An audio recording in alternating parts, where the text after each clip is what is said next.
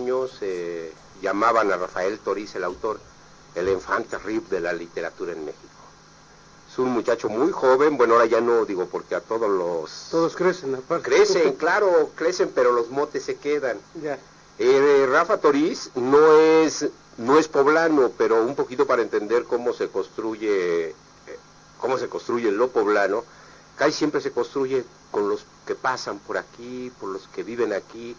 Alguien decía por ahí que a lo mejor Puebla no es una ciudad para nacer, es una ciudad para vivir. Digo, a final de cuentas siempre eso es Puebla, ¿no? Eso es Puebla, claro, paso, así nació Puebla. Entonces Puebla estuvo construida por mucha gente que llegó. Así es, y hasta la fecha, claro. las mesas siempre, cuando uno pregunta de gente que ya tiene mucho tiempo aquí viviendo, como es mi caso, que no somos de Puebla, pero aquí vivimos.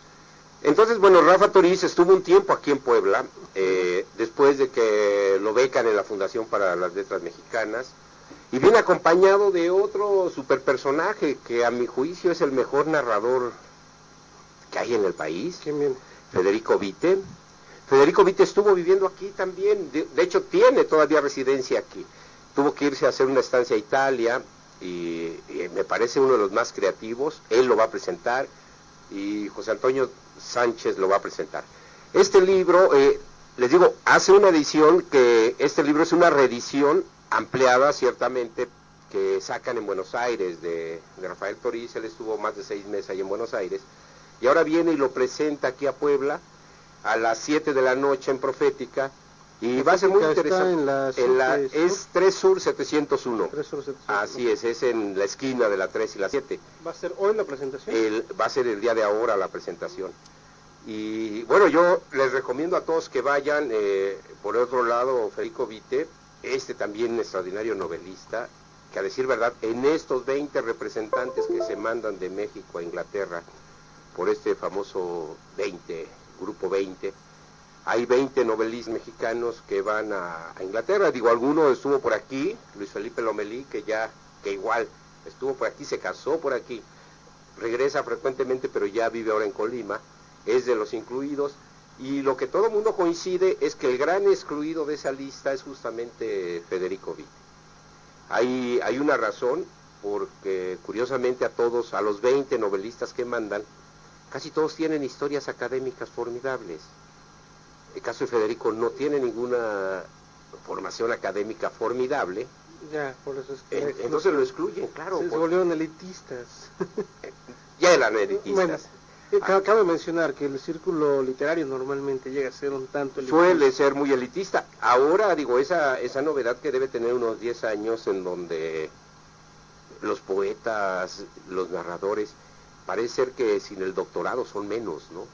Y antes, bueno, si revisamos la historia, por ejemplo, el caso del mejor escritor que ha nacido en México, que es Juan Rulfo.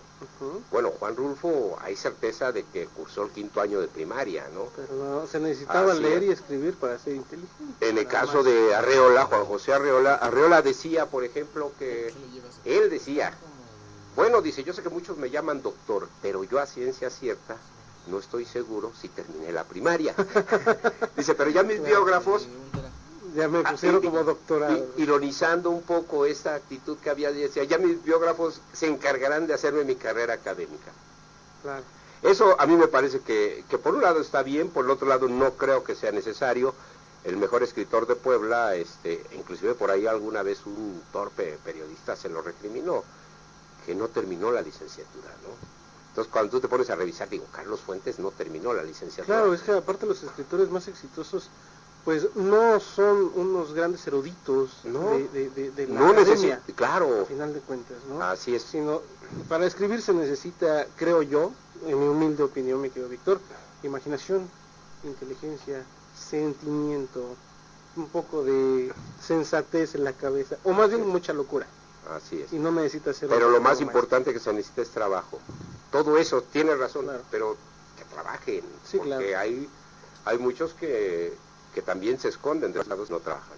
Claro. Ahora, por el otro lado, pero de eso les voy a hablar hasta el martes, pero sí quiero mandar un agradecimiento público, y que tiene que ver de nuevo con esta lógica de qué es lo poblano. Me acaban de enviar un par de ejemplares de de poesía de una editorial que se abrió recientemente en México, que son Ediciones Valparaíso. Ediciones Valparaíso, en efecto, es esta editorial de poesía chilena, pero ahora abre una sucursal aquí en México, una representación, y esta representación se la encargan a un par de poetas, uno de aquí de Puebla, que es el caso de Alí Calderón, y a Mario Bojor, que es un poeta de Sinaloa, que ahora radica en Cholula. Ok. Entonces, otro más que viene a Puebla. Es que, digo...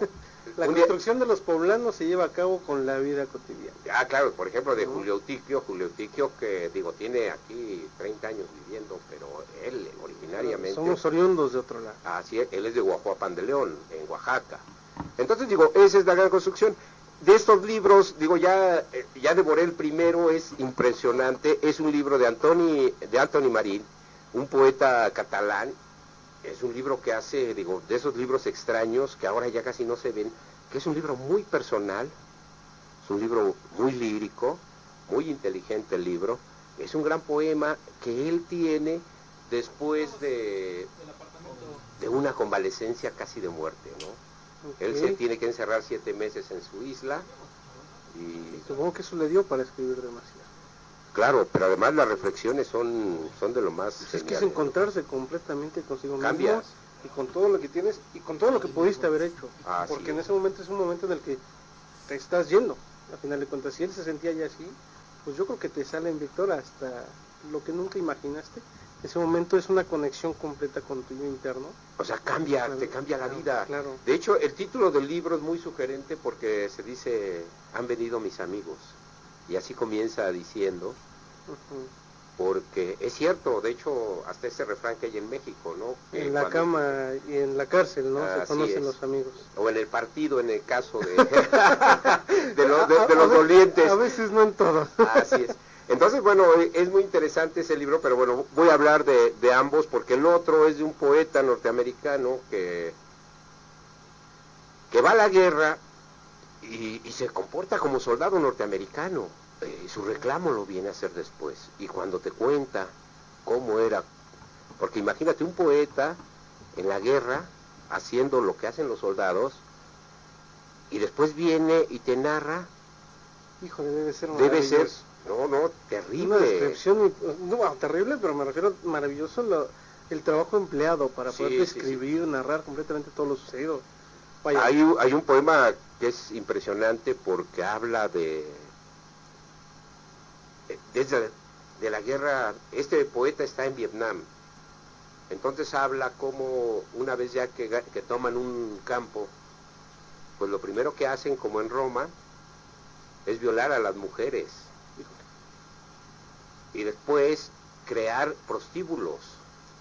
O sea, es una historia más brutal de lo que pensábamos de Vietnam. Pero después resulta que por esos vestíbulos en donde habían hecho, a sugerencia de las mujeres vietnamitas, donde habían hecho el prostíbulo, las mujeres vietnamitas lo usaron para los túneles con los que iban después a sacar las armas. Entonces es una historia terrible.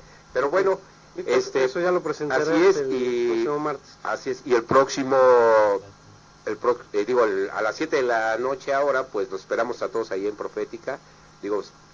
Imagino que será una gran fiesta. 3 Sur 700. 3 Sur 701. 701. Ahí van a presentar el libro de Animalia de Rafael Toriz. Pues bueno, yo el martes creo que nos va a estar platicando cómo estuvo la presentación, el éxito que haya tenido, claro. Y ya veremos eso y más temas. Así es. Mi querido Víctor, muchas gracias por habernos acompañado como cada martes y jueves. Te esperamos la próxima semana. Gracias, hasta luego. Son las 9 de la mañana, mi querido Rubén. Vamos a ir a un corte comercial. Tenemos también el resumen informativo.